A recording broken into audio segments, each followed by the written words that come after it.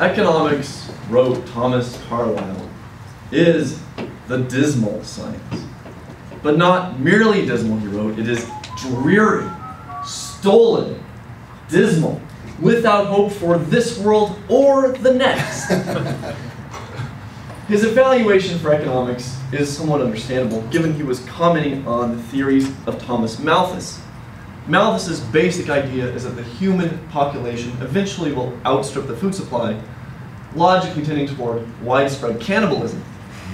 But even if we throw out Malthus's theories, it's still understandable why many people regard economics as dismal. After all, it deals largely with the phenomenon of scarcity, which means that at any given point in time, there's a limited number of goods and services. People tend to want more goods and services than they have, and sometimes this results in conflict. Some people get so frustrated with economics, they want to throw it out completely and turn instead to something like hope and change.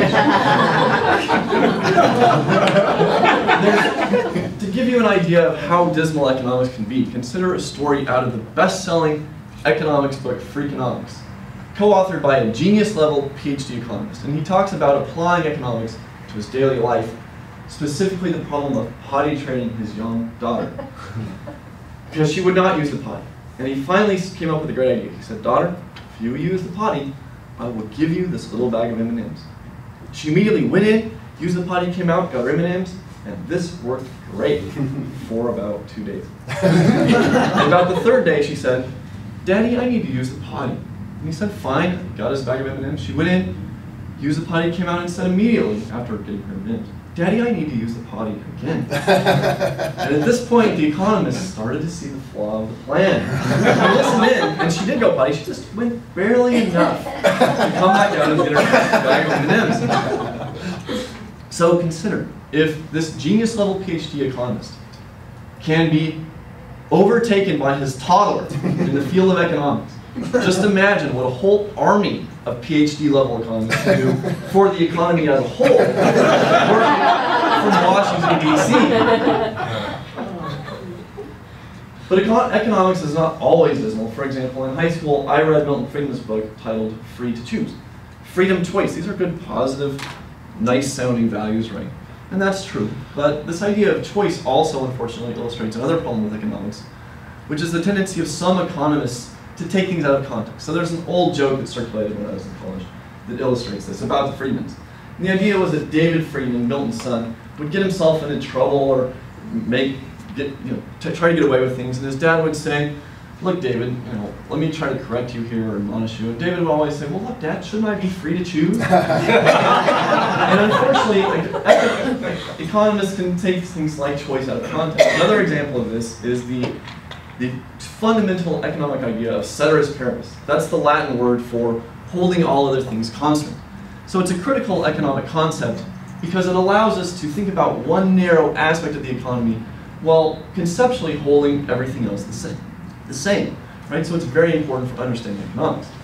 The problem is a lot of economists think that they can tweak one little narrow aspect of reality when in fact they can't change that at all, or if they try to change it, it messes up the entire rest of the system.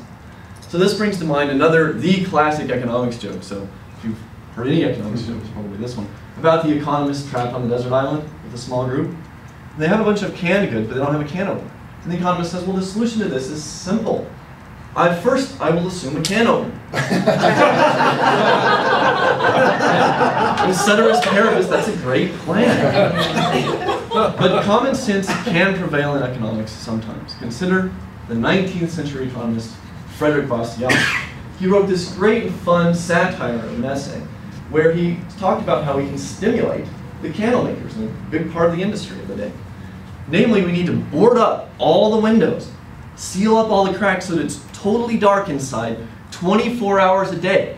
Because look what that will do. People will spend more money on candles. Today we would say electric lights and electricity. And this will stimulate those fields. And then they will in turn buy more goods and services from other industries. And this will have a ripple effect and the multiplier through the economy. Well, Bastiat continues to be popular today. Unfortunately, many economists today fail to realize he was writing as satire. So, consider the words of Nobel-winning economist Paul Krugman recently on national television. He said that isn't it too bad there's not an alien race ready to invade the Earth, because then we could spend more money on defense, stimulate the economy. The problem is there doesn't seem to be an alien race ready to do that.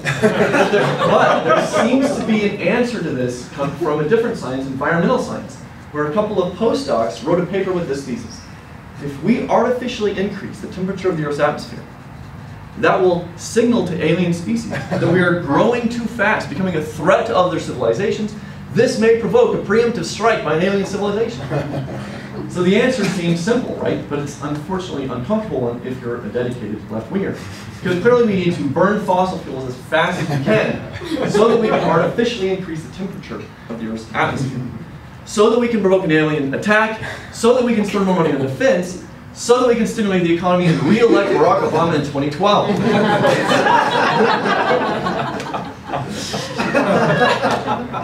I finally draw your attention to the economic concept of marginal utility. This means that the next item of a good, the next unit of good you receive, say a gallon of water, is less valuable to you than the previous unit of the same good. This is the central concept in economics.